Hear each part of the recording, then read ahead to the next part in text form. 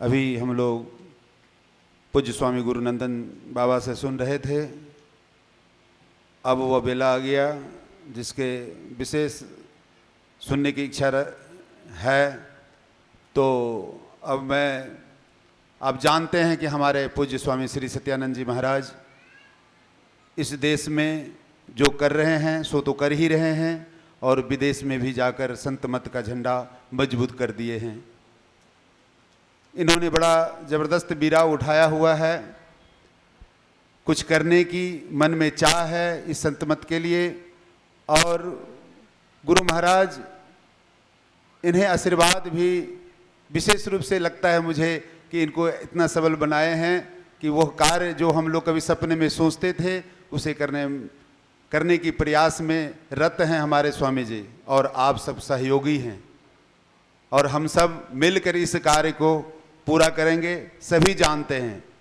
तो आइए उन्हीं के श्री चरणों में विनम्र प्रार्थना करता हूँ कि हे स्वामी जी, आज फिर आप ऐसे हरिद्वार से उत्तर उल्टी गंगा को बहाकर हम सबको स्नान करा दें। बोलिए श्री सद्गुरु महाराज की जय, श्री सद्गुरु महाराज की जय।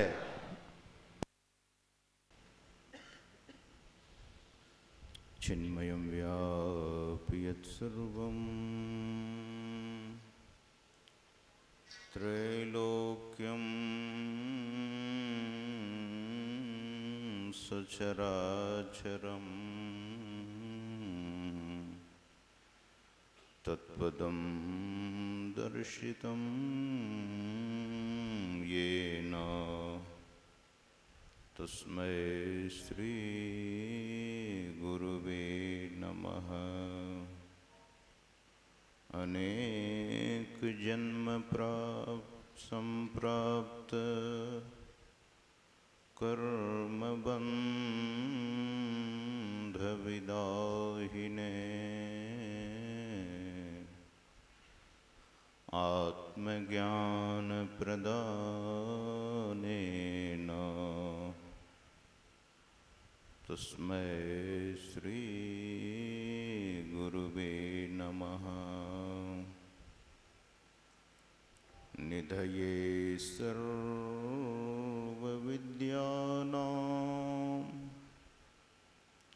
भिषजे भवरोगिणां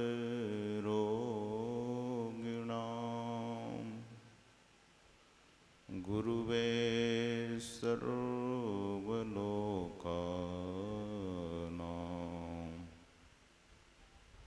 श्री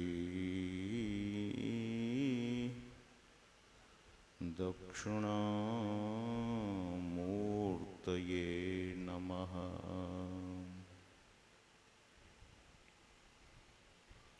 बोलिए श्री सद्गुरु महाराज की जय।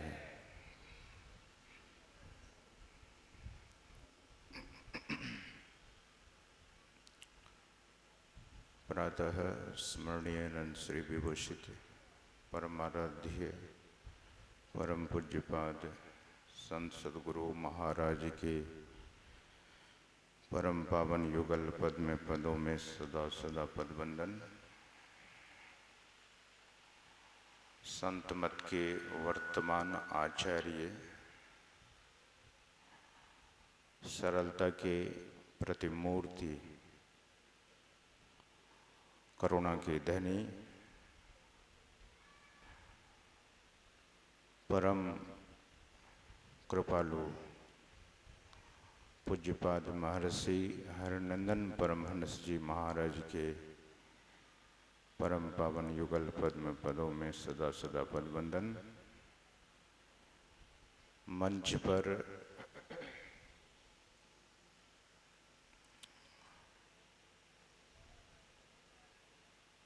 समुपस्थित परम सम्माननीय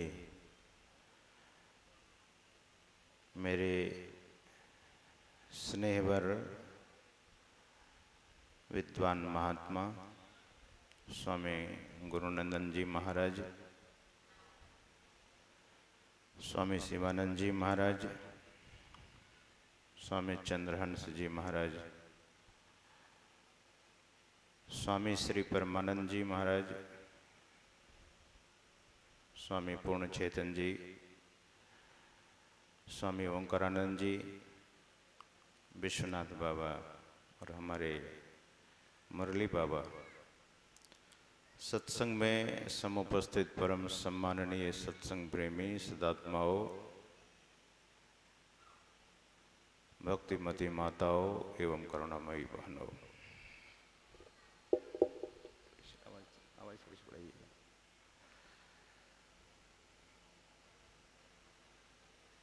गत वर्ष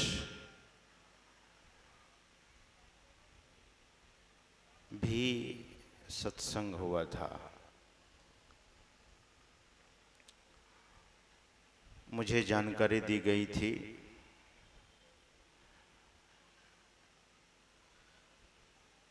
इस वर्ष जब मैं जम्मू कश्मीर से लौट रहा था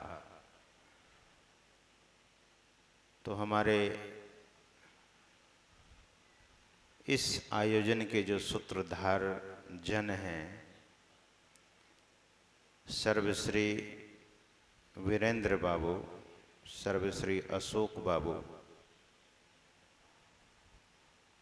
और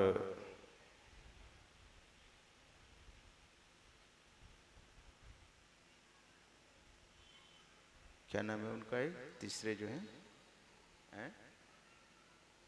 संजीव बाबू,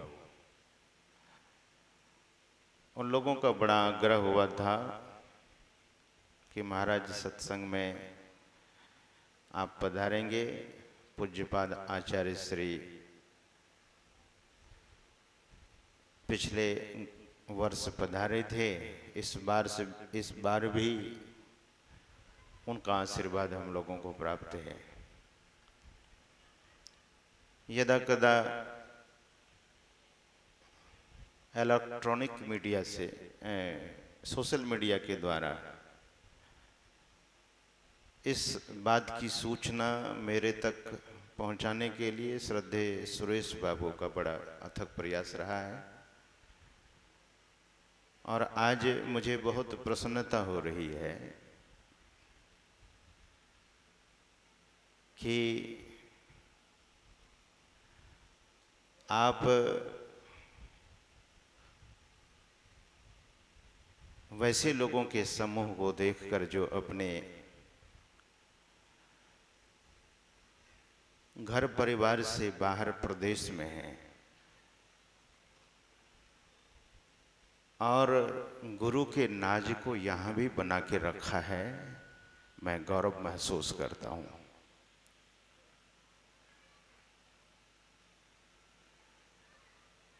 हर चीज कदाचित आप भूल जाएं, लेकिन सदगुरु की गरिमा को अगर जीवन में आप बरकरार रखेंगे तो सदगुरु के दरबार में आपको निश्चित ही जगह मिलेगी।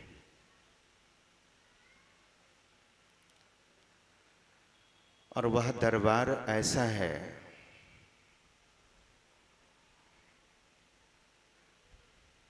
किसी को हे और किसी को श्रेय दृष्टि से नहीं देखा जाता।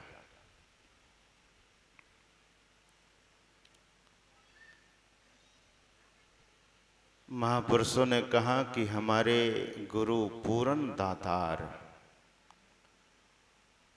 साजन दुर्जन जो चली आवे, एक ही दृष्टि निहार। तो आप लोगों की एक ऊंची समझ है और आपकी इस ऊंची समझ बूझ को देखते हुए हम भी बाग बाग हो रहे हैं।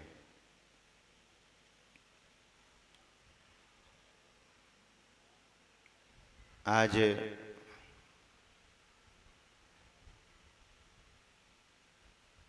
हमारे श्रद्धेय स्वामी श्री परमानंद जी महाराज पाठ को बहुत संक्षिप्त किया है। वैसे मैं जब जब सत्संग में शामिल हुआ हूँ इनके द्वारा जहाँ भी पाठ हुआ है तो बड़ा विस्तार से पाठ करते देखा गया, लेकिन यहाँ बहुत संक्षिप्त रूप में। वैसे तो एक एक संतवाणी पर, एक एक मंत्र पर, एक एक श्लोक पर विद्वान लोग महीनों बोलते हैं।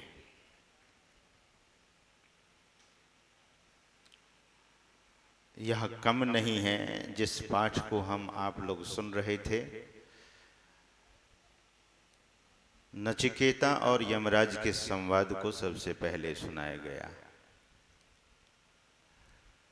मैं समास रूप में यह घटना आपके सामने रखना चाहूंगा कि नचिकेता के पिता वाजश्रवा गौदान कर रहे थे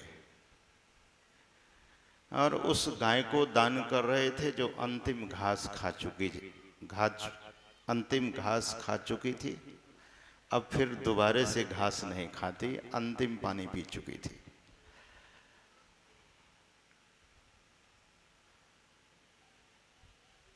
तो उस गाय का दान, कभी कभी लोग ऐसा भी करते हैं कि जो वस्तु हमारे लायक नहीं रहा है उसका दान कर दो। एक कहावत शायद आपने सुना होगा, एक देहाती कहावत है, गांव की कहावत है, काना कोतरा बाभन के दान। ये बड़ा प्रसिद्ध कहावत है। नचिकेता के पिता भी ऐसे ही गाय का दान कर रहे थे, लेकिन नचिकेता सत्संग सुना था। अपने पिता से नचिकेता ने प्रश्न किया है। जब इस तरह के दान को करते हुए देखा तो नचिकेता अपने पिता से जाकर पूछते हैं कि किस वस्तु का दान करना चाहिए। तो वाजश्रवा ने कहा कि जो सबसे प्रिय हो। नचिकेता ने फिर प्रश्न पूछा कि आपका सबसे प्रिय कौन है। तो वाजश्रवा ने कहा कि बेटा सबसे प्रिय तो तुम ही हो। तो नचिकेता ने पूछा कि आप मुझे किसे दान कर रहे हैं। 2-3 बार जब पूछा तो वाजश्रवा झुंझला गया और झुंझला कर कहता है, मृत्युवे त्वम ददामि, मैं तुझे मृत्यु को देता हूं। तेजस्वी बालक जमीन छोड़कर आकाश में चला गया, यमलोक चला गया और यमराज के द्वार पर 3 दिन तक बैठा रहा। यमराज यमलोक में नहीं था। जब यमराज 3 दिन के बाद आता है और नचिकेता को देखता है तो यमराज ने पूछा, ऐ नचिकेता, तुम 3 दिनों से मेरे यम द्वार पर बैठे हुए हो, क्या खाया क्या पिया? ध्यान दीजिए।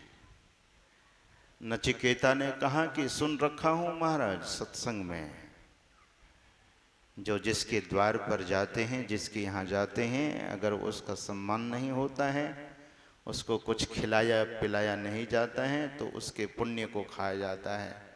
वह अतिथि उस उक्त व्यक्ति के पुण्य को खा जाता है। तो आपके यम द्वार पर मैं 3 दिनों तक भूखा प्यासा बैठा रहा, लेकिन खाया मैं भी। तो नचिकेता को यमराज ने पूछा कि तुमने क्या खाया? तो नचिकेता ने कहा कि आपके पुण्य को 3 दिनों तक मैं खाया हूं। इसलिए भारत में अतिथि सत्कार है, अतिथि देवो भव, ऐसा वेद में आया है।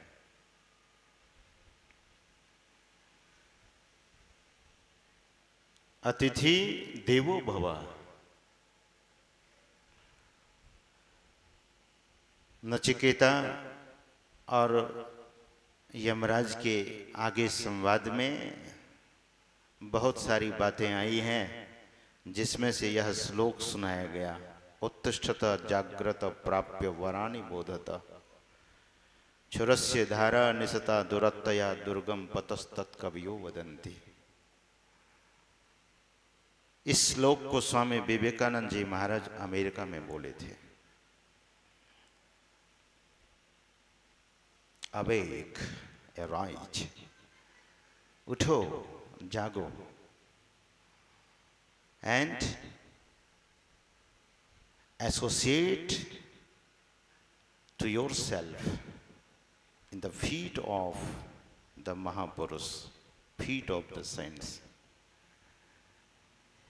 जिनको बोध हो गया है, जिनको बोध हो चुका है, ऐसे महापुरुषों के समीप जाएं। उठो, जागो। अज्ञान की निद्रा से जागने की बात है। यह जो संसार में हम आप व्यवहारिक रूप से जग रहे हैं, रात में सोते हैं, सुबह में जगते हैं, यह तो अक्सर सभी के साथ है। लेकिन वहां अज्ञान की निद्रा से जागने की बात कही जा रही है।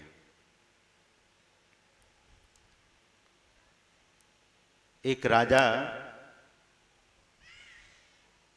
दान कर रहा था, सोने का दान, स्वर्ण दान। दान की चर्चा हम आप लोग सुन रहे थे। दान 4 प्रकार का, वैसे तो 10 प्रकार का है, लेकिन उन 10 में से 4 प्रकार का दान मुख्य दान कहा गया है। पहला दान है अभय दान, जो साधु महात्माओं के द्वारा दिया जाता है। जो अभी आप संतवाणी और साधु महापुरुषों के द्वारा सुन रहे थे या सुन रहे हैं। ज्ञान देना और दूसरे जनों को अभय कर देना, यह अभय दान है। दूसरा दान है भूमि और स्वर्ण दान, ये दूसरा है। तीसरा दान है गोदान और चौथा है अन्नदान।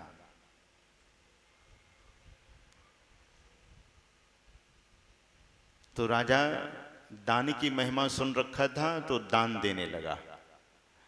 स्वर्ण का दान, सोने का दान दे रहा था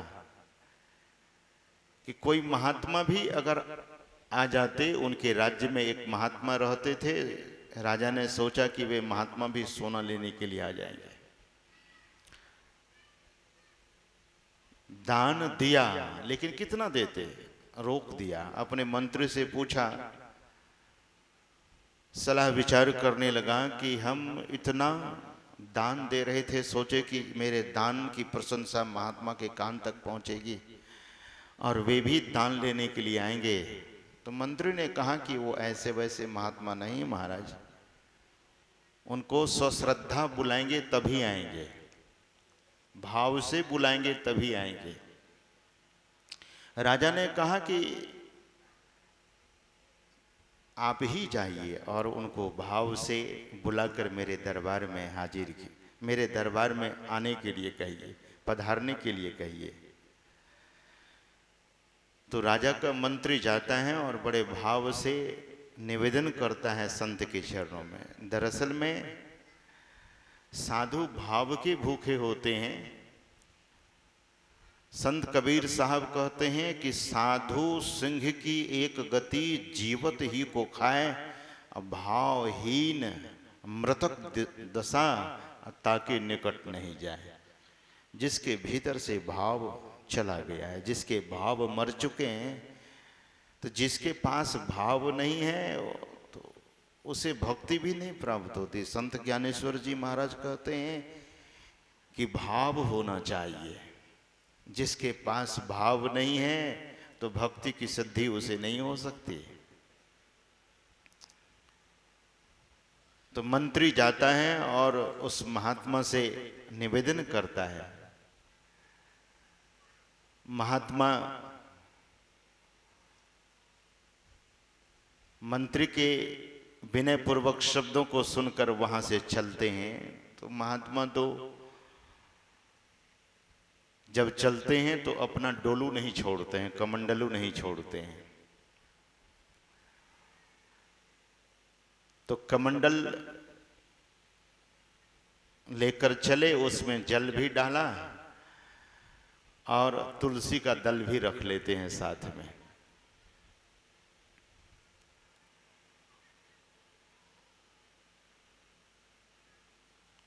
और राज दरबार में जब वे पहुंचे तो राजा ने बड़ा सम्मान किया, और सम्मान करने के बाद राजा ने कहा कि महाराज, आज मैं स्वर्ण दान कर रहा था, सोचा आप भी पधारते तो आपको भी दान देता। तो महात्मा ने कहा कि राजन, मुझे सोने की जरूरत नहीं है, सोना मुझे नहीं चाहिए, खाने के लिए भोजन मिल जाता है, पहनने के लिए वस्त्र मेरे पास है, रहने के लिए कुटिया है। कभी धर्म सभा का आयोजन करता हूँ तो उस धर्म सभा में भक्त लोग हमें सहयोग कर देते हैं, मुझे सोने की जरूरत नहीं है, मैं तुम्हारा सोना नहीं लूँगा। तो राजा ने कहा कि महाराज, आप सोना अपने लिए नहीं लें, लेकिन मेरे लिए तो जरूर ले लीजिए, कि आप सोना लेंगे तो मुझे बड़ा पुण्य हो जाएगा। ध्यान से सुनेंगे आप कि सोना दान महात्मा को राजा करना चाहता है। दान सत्पात्र को देना चाहिए। दान किसी मांसाहारी को आप दे देंगे तो दान से आपके पैसे से हो सकता है वह मांसाहारी व्यक्ति होटल में बैठकर मांस खा ले, आपके पैसे से शराब पी ले, तो तब तो हानि हो जाएगी। भिखारी को कभी भी द्रव्य नहीं देना चाहिए, पैसे नहीं देना चाहिए, कच्चा अन्न भी नहीं देना चाहिए। शास्त्र में लिखा हुआ है कि भिखारी को तो पका हुआ अन्न दीजिए। और जीवन में दान तो होना ही चाहिए। जो दान नहीं करता है, तो महर्षि वेदव्यास जी महाराज कहते हैं कि अदच्छ दानाच दरिद्री भवेत। जो दान नहीं करता है वही गरीब बनता है, दरिद्र होता है। हमारे हरिद्वार में एक महात्मा हैं, वे कहा करते हैं कि भिखारी भीख मांगने के लिए आता है तो वो भीख मांगने नहीं आता। तो किसी ने पूछा, महाराज फिर वो भिखारी भीख मांगने नहीं आता है तो आता है किस लिए? तो महात्मा ने कहा कि वह तो इसलिए आता है, सजग करने के लिए आता है कि हमने अपने जीवन में दान नहीं दिया तो आज मैं भिखारी हो गया, अगर आप दान नहीं करोगे तो मेरे जैसे हो जाओगे। ऐसा भिखारी आकर समझाता है। मतलब भिखारी शिक्षा देने आता है। तो राजा ने कहा कि महाराज, मेरे कल्याण के लिए आप स्वर्ण दान ले, मुझसे सोने का दान ले लीजिए। तो महात्मा अपना कमंडलू खोलते हैं, उसमें से तुलसी का दल निकालते हैं, झोले में से चंदन निकालते हैं और तुलसी के दल पर गुरु नाम लिखते हैं, गुरु मंत्र लिखते हैं और कहते हैं कि तुम आग्रह करते हो राजन तो मैं सोना लूंगा, लेकिन तुलसी भर सोना लूंगा। जितना तुलसी का वजन है इतना ही सोना ले लीजिए, ज्यादा नहीं लूंगा। बीच में चलिए, बैठिए। तो उसने, महात्मा ने कहा कि तुलसी भर ही सोना मैं लूंगा, नाप दो। तो राजा सोने चांदी तौलने वाला तराजू मंगाता है।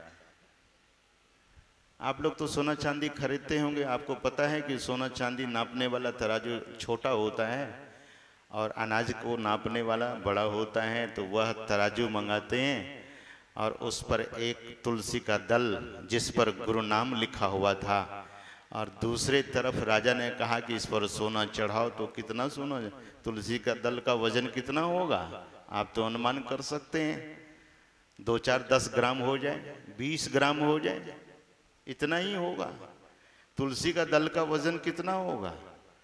राजा दूसरे पलड़े पर कहते हैं कि इसी बहाने जरा सा ज्यादा सोना चढ़ा दो, 100 ग्राम सोना चढ़ा दो। 100 ग्राम सोना चढ़ाया, लेकिन तुलसी दल जिस पलड़ा पर रखा था वह पलड़ा नीचे ही रहा। तो राजा को हैरानी हुई कि ये तुलसी दल है कोई और चीज है।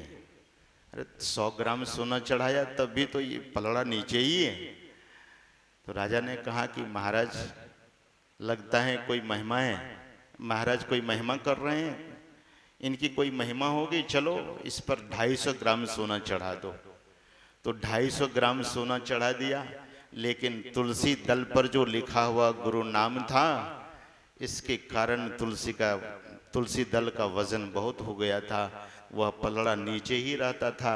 राजा ने कहा कि महापुरुष की महिमा अलग होती है, इसी बहाने हमसे ज़्यादा सोना लेना चाहते हैं, तो ऐसा करो 500 ग्राम सोना चढ़ा दो। तो 500 चढ़ाया तब भी पलड़ा नीचे। फिर कहा कि अब 500 नहीं, एक ईंट ही लाकर चढ़ा दो। तो सोने की एक ईंट चढ़ाई तब भी तुलसी दल वाला जो पलड़ा था वह नीचे था, क्योंकि उस पर गुरु नाम लिखा हुआ था। कहते हैं कि राजा ने कहा कि अब इस तराजू पर तो नहीं तौला जाएगा, अब बड़ा तराजू ले आते हैं। बड़े तराजू पर तुलसी का दल रखा एक तरफ और दूसरे तरफ 2-4 ईंट चढ़ा दी, लेकिन तुलसी दल पर जो गुरु नाम लिखा हुआ था, गुरु मंत्र लिखा हुआ था, वह पलड़ा नीचे ही रहता था। जब 10-20 ईंट चढ़ाई और तब भी पलड़ा नीचे रहा, तब महात्मा ने कहा कि ए राजन जागो, अब भी जग जाओ। राजा महात्मा के चरणों को पकड़ लेता है और बोला कि महाराज मुझे क्षमा कीजिएगा। महात्मा ने कहा कि देखो इस तुलसी के दल पर गुरु नाम लिखा हुआ है और तुझे मैं जगाने के लिए ही यहाँ आया था कि सबसे बड़ा वजनी, सबसे बड़ा भारी भरकम गुरु नाम है, और गुरु नाम को लो और ये सोने चांदी के व्यापार में क्या लगे हुए हो, अपना जीवन धन्य करो। ऐसा कहते हैं कि महात्मा ने जब कहा तो राजा की आंख खुली, और राजा की जब आंख खुली है, सजग हुआ है, तो संत के चरणों को पकड़कर कहा कि महाराज उस नाम को मुझे भी देने की कृपा करें। आज मैं भी उस नाम का दान लेकर, मैं तो स्वर्ण दान दे रहा था, लेकिन महाराज आपने गुरु नाम का दान देने के बहाने से यह लीला की है, तो कृपा कर मुझे भी गुरु नाम का दान दे दीजिए, ताकि मैं भी अपने जीवन को सफल कर सकूं, मेरा भी जीवन वजनमय हो जाएगा, गरिमामय हो जाएगा। सज्जनों, इस संसार में जो लोग गुरु नाम को पकड़ लिया है तो उसके सारे काम सरेंगे। गुरु महाराज कहते हैं गुरु नाम गुरु नाम, गुरु नाम भज गुरु नाम, भजले गुरु को नाम पूरन सब काम। गुरु महाराज कहते हैं कि गुरु नाम को भजोगे काम सरेगा, लेकिन ध्यान दीजिए यह उसी से हो सकता है जो संसार को तुच्छ मानेगा। लेकिन संसार के लोग भूले हुए हैं। मन तू क्यों भूला रे भाई, तेरे सुधि बुद्धि कहाँ हिराई। जैसे पंछी रैन बसेरा बसे वृक्ष में आई, अब भोर भय सब आप को जहाँ तहाँ उड़ी जाई। मन तू क्यों भूला रे भाई, तेरी सुधि बुद्धि कहाँ हिराई। संसार में कुछ ऐसे लोग हैं जो भूले हुए हैं। संत महापुरुष कहते हैं कि जगिए। और एक आंतरिक भजन जो हम आप लोग सुन रहे थे, संत कबीर साहब की वाणी का पाठ किया जा रहा था। मेरी सुरत सुहागनी जागरी, मेरी सुरत सुहागनी जागरी, क्यों तुम सोवत मोह नींद में, उठ के भजनिया में लागरी, मेरी सुरत सुहागनी जागरी। इस जगत में कौन सुहागन है और कौन दुहागन है? सुहागन वही है जिसने गुरु नाम को लिया है। वे सुहागन तो हो चुका है, लेकिन लेकर केवल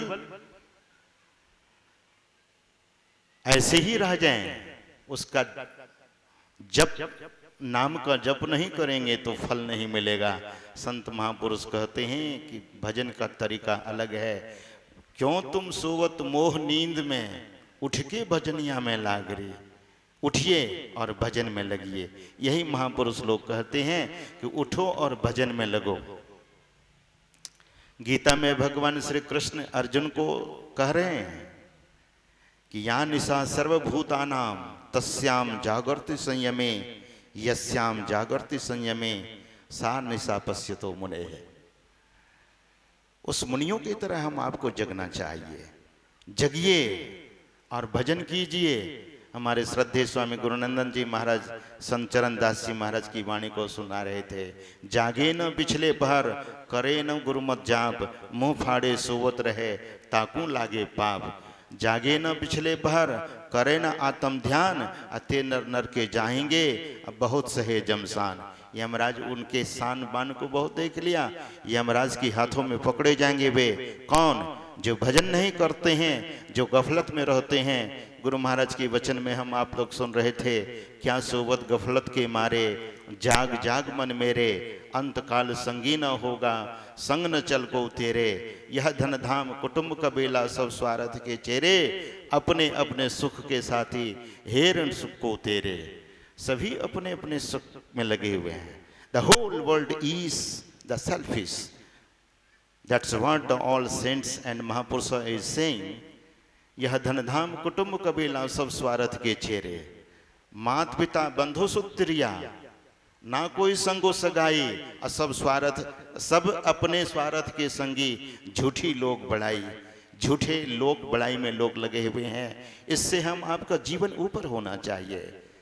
Let us look at beyond this status. Whatsoever status you have, you must look at beyond of these things.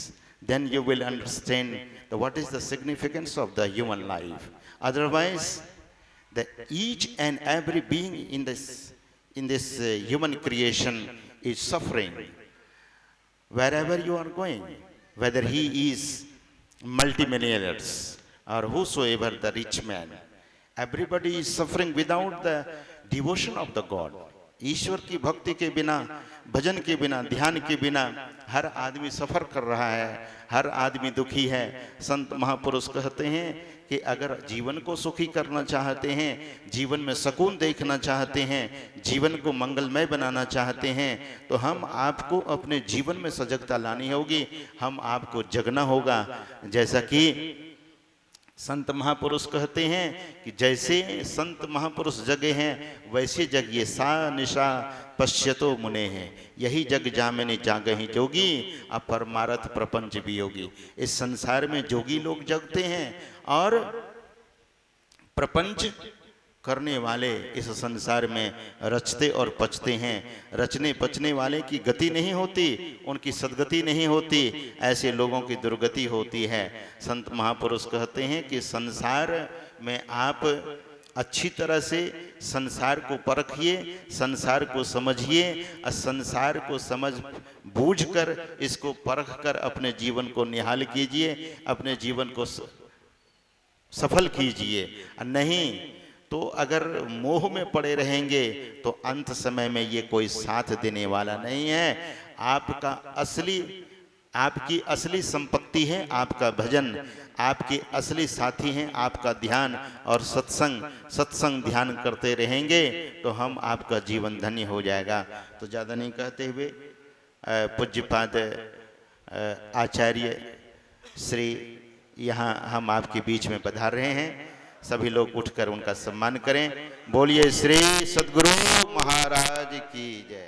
स्वागतम गुरुदेव, सुस्वागतम गुरुदेव, स्वागतम गुरुदेव, शरणागतम गुरुदेव, स्वागतम शरणागतम, स्वागतम गुरुदेव, स्वागतम गुरुदेव, शरणागतम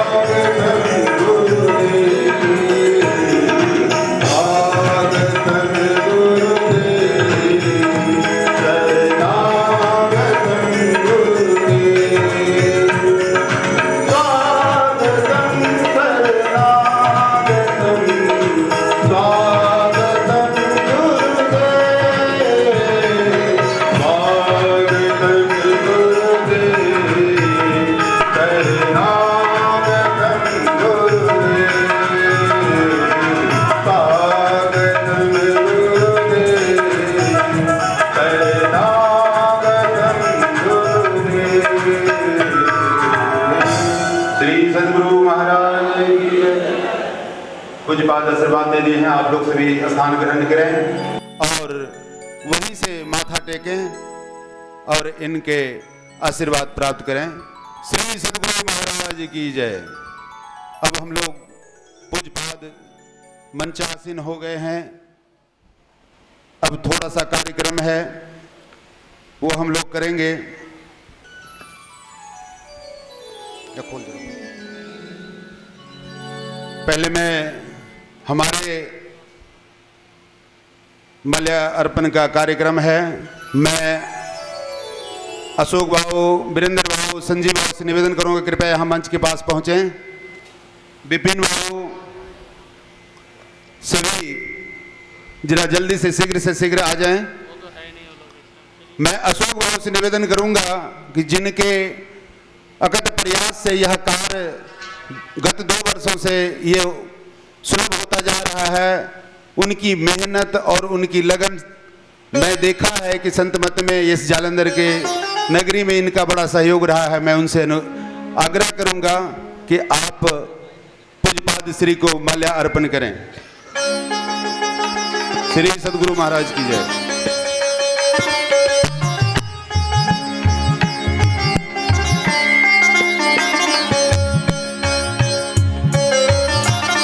वीरेंद्र जी नहीं, विपिन जी,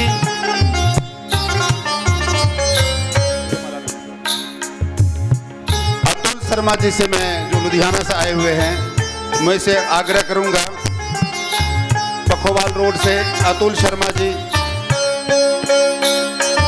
स्वामी श्री सत्यानंद जी महाराज को माल्यार्पण करेंगे। अशोक शर्मा जी, अशोक कुमार जी जो लुधियाना से आए हुए हैं, माला खोलो, माला खोले, बोलो माला खोले, वो खोलो माला खोलो।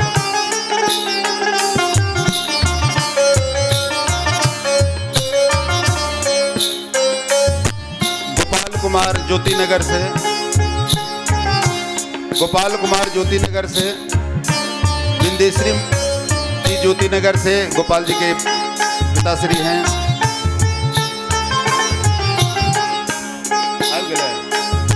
विपिन जी को माला दें।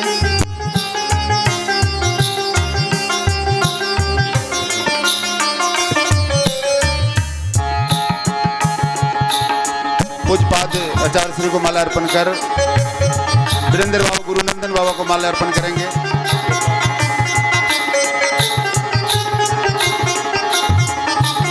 गोपाल जी आगे, ये दीजिए माला दीजिए अशोक बाबू को माला दीजिए। इधर से परमानंद बाबा को माला अर्पण करें आप अशोक जी।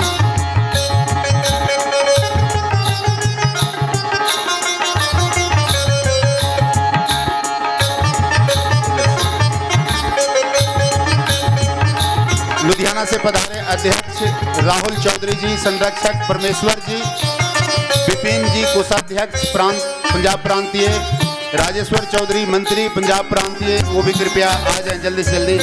विपिन जी उधर से आप शिवानंद बाबा को माल्यार्पण करें।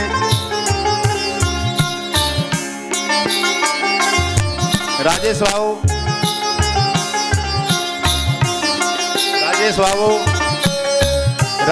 उधर से चंद्रहास बाबू को माल्यार्पण करें।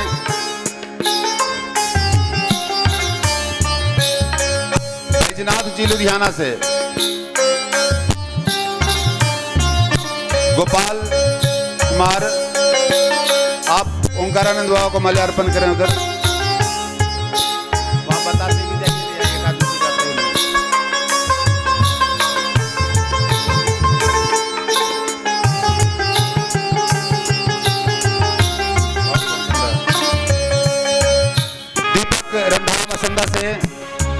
दीपक जी रंधावा मसंदा से,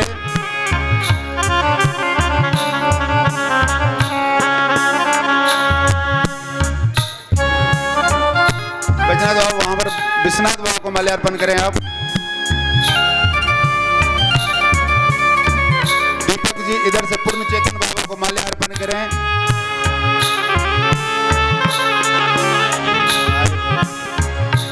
संरक्षक जी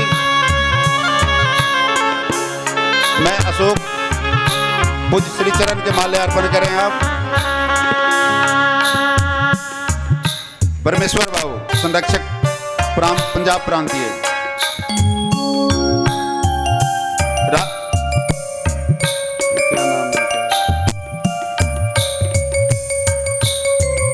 राहुल जी से अनुरोध है कि वो पूज्य स्वामी श्री सत्यानंद जी महाराज को माला अर्पण करें।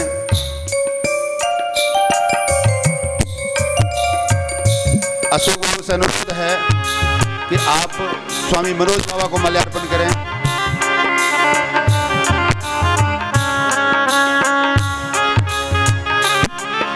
मैं विपिन बाबू से अनुरोध करूंगा कि जो काम अब रह गए माल्यार्पण का उस वहां मेले में होंगे अपराह्न में, जितनी माला है कुछ लेकर 10 मालाएं, जो अन्य महात्मा है सभी को माल्यार्पण करें। आप एक साथ उनके साथ हो जाएं, उसके तत्पश्चात जो हम लोग और कार्यक्रम आगे बढ़ेंगे।